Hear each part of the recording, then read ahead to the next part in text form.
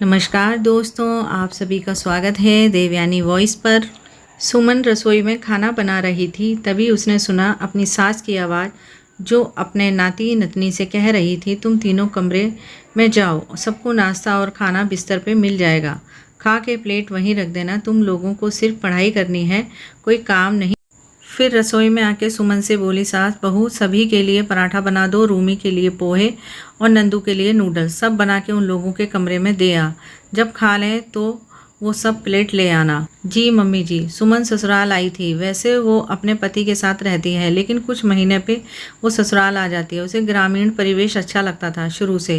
वो पली बड़ी हमेशा शहर में रही। शहरी भागम भाग से उसे चिढ़ होती, इसलिए गांव उसे आकर्षित करता। गांव में उसके ससुर और सास रहते थे। ननद की शादी पास के गाँव में ही हुई थी। वैसे तो ननद की शादी को बहुत साल हो गए थे, लेकिन ननद महीने में 20 दिन मायके में ही रहती थी।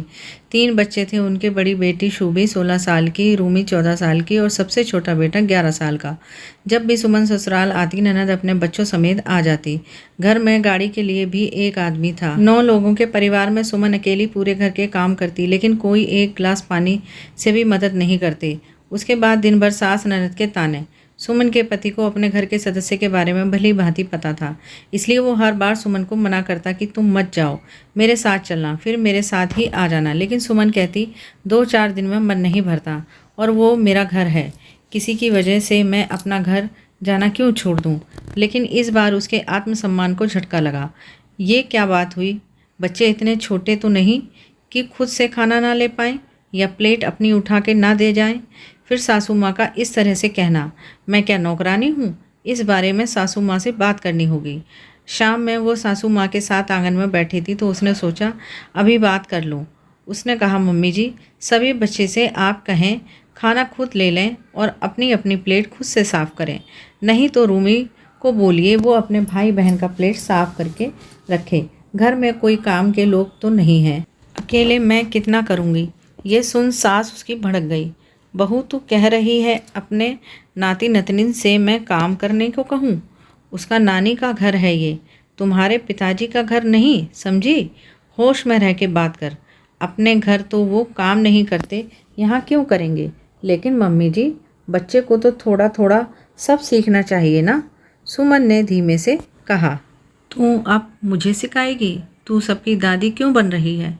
अपने काम कर, सास ने अपने तेवर दिखाते हुए कहा। सुमन थोड़ा धीरे लेकिन कठोर स्वर में बोली, ठीक है मम्मी जी, आपको जैसे रहना रहिए, लेकिन मैं आपके घर की बहू हूँ, नौकरानी नहीं। जितने काम मुझसे होंगे उतने ही करूँगी, किसी के पीछे नहीं लगी रहूँगी। ना ही सबके लिए अलग अलग नाश्ता खाना बनाऊँगी। एक ही तरह का नाश्ता बनेगा, जिसको खाना है खाए, वरना अपने से बनाए। ये मेरा घर भी है, इसलिए मेरा काम क्या है मुझे बताने की ज़रूरत नहीं है। सास अपना सा मुँह लेके उसको देखते रह गई। दोस्तों, ये थी आज की कहानी। आपको आज की कहानी कैसी लगी कमेंट बॉक्स में ज़रूर लिखें। वीडियो को लाइक करें, शेयर करें और प्लीज़ चैनल को सब्सक्राइब करें सपोर्ट करने के लिए, और बेल आइकन को भी प्रेस कर लें, जिससे आगे आने वाली वीडियो का आपको टाइम से नोटिफिकेशन मिल जाएगा। और कहानी पूरी सुनने के लिए आपका बहुत बहुत धन्यवाद।